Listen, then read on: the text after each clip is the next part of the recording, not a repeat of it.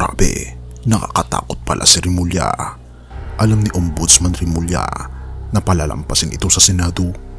Pero may matinding endgame para kay Villanueva. Grabe, ano tong nakaplano na? Villanueva, nanganganib. Halika, ating itong pag-usapan mga kaibigan.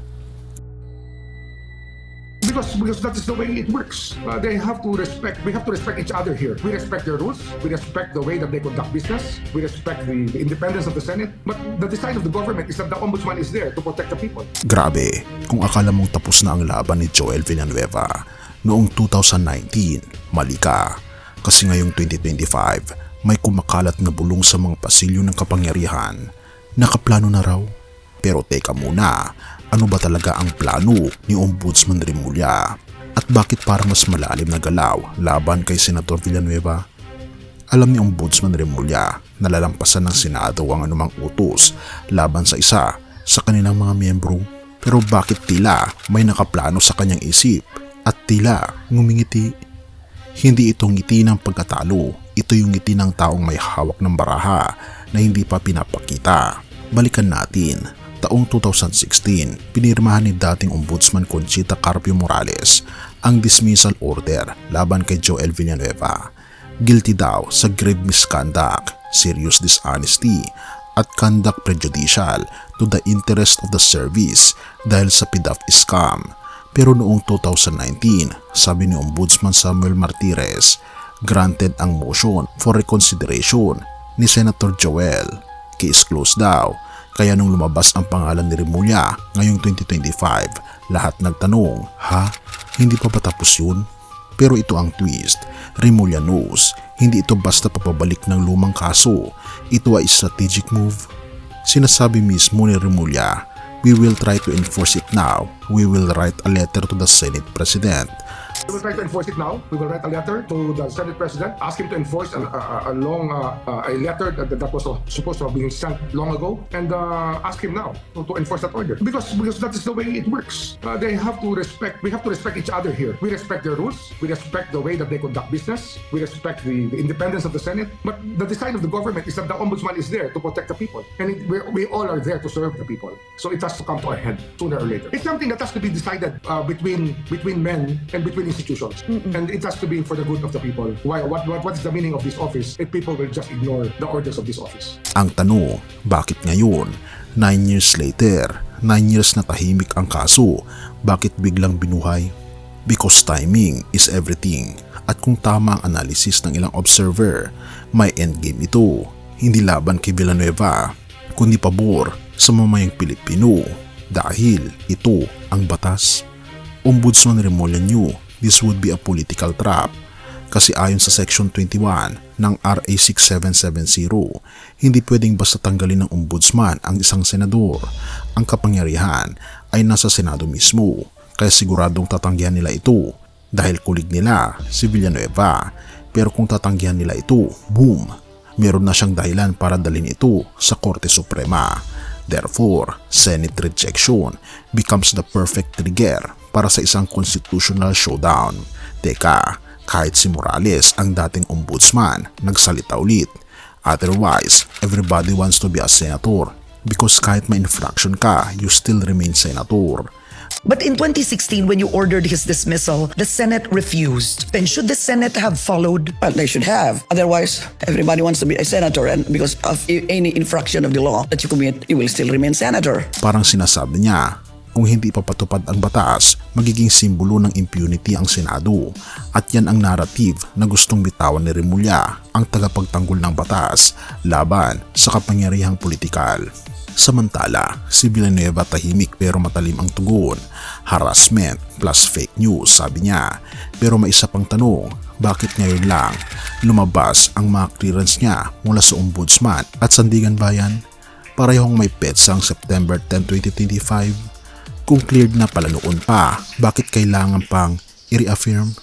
Bakit ngayon? Coincidence ba o anticipation ng paparating na bagyo? Ito ang hindi sinasabi ng headline.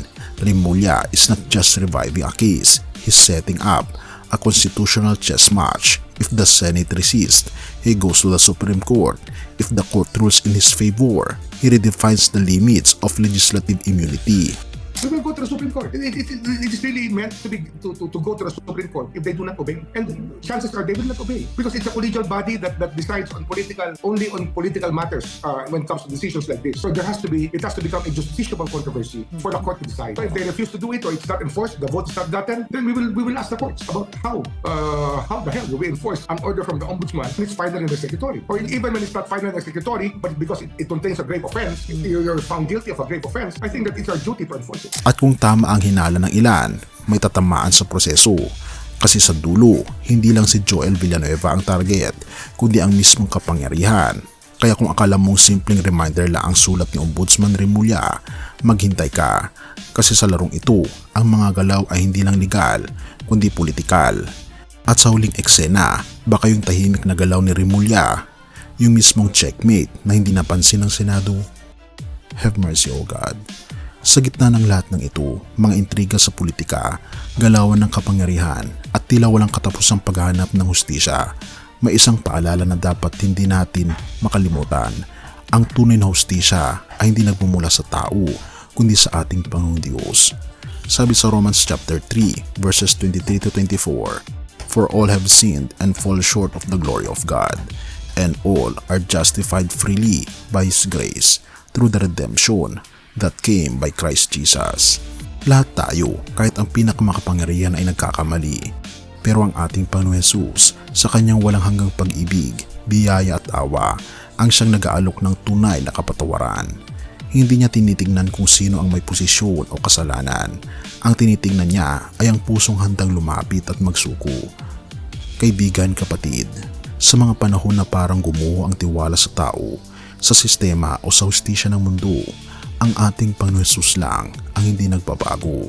Siya ang hustisya na may awa, ang hari na may puso, at ang tagapagligtas na may biyaya. Kaya kung nabibigatan ka, kung nalilito ka sa kung sino ang tama o mali, lumapit ka sa Kanya ngayon. Isuko mo ang takot, galit at pagod mo sa ating Panginoon Jesus. Dahil sa Kanya, ang hustisya ay laging may halong pag-ibig. Purihin ang ating Panginoon Diyos at tayo manalangin. Ama naming Diyos na makapangyarihan sa lahat na nasa langit, salamat po sa iyong walang hanggang pag-ibig at biyaya. Sa gitna ng kaguluhan ng mundo, ikaw lang ang matatag at tapat. Patawarin niyo po kami sa aming mga pagkukulang at kasalanan. Turuan niyo po kaming lumakad sa katotohanan, sa hustisya at sa awa, ayon sa halimbawa ng aming Panginoon Jesus. Tulungan niyo po kami magtiwala na sa huli, ang iyong katarungan, ang maghahari at ang iyong pag-ibig, ang magpapalaya. Pinupuri po namin kayo at pinapasalamatan, O aming Panginoon Diyos, sa inyo pong kabutihan sa amin at patuloy niyo pong gabayan si Senator Villanueva, si Ombudsman Remulla at lahat ng mga opisyal ng gobyerno at mga mamayang Pilipino at lahat ng tao sa mundo. Pinupuri po namin kayo at pinapasalamatan, O aming Panginoon Diyos, sa inyo pong pag-ibig sa amin at kabutihan, at patnubayan niyo po kami at patawarin po kami sa lahat ng aming mga pagkukulang at pagkakasala, at salamat po sa pagdinig ng aming mga panalangin, sapagat ito po ang aming samot hiling sa matamis na pangalan ng aming Panginoon Jesus. Amen. Bago natin ipagpatuloy, kaibigan, siya nga pala ang Great Controversy, na isa sa mga pinaka-kontrobersyal na libro dahil tumutukoy ito sa mga propesiya sa libro ng Daniel at Revelation na nagaganap na sa panahon natin ngayon. Bago ang pagdating ng ating Panginoong Diyos ay pinamimigay na namin ng libre sa pamamagitan ng PDF. At ito ay nasa limited lamang na panahon. Kaya i-click mo sa description sa baba upang ma-avail mo, kaibigan, ang napaka-importanteng libro ito na magbubukas sa iyo sa mas maliwanag mong hinaharap. Purihin ang ating Panginoong Diyos at tayo magpatuloy.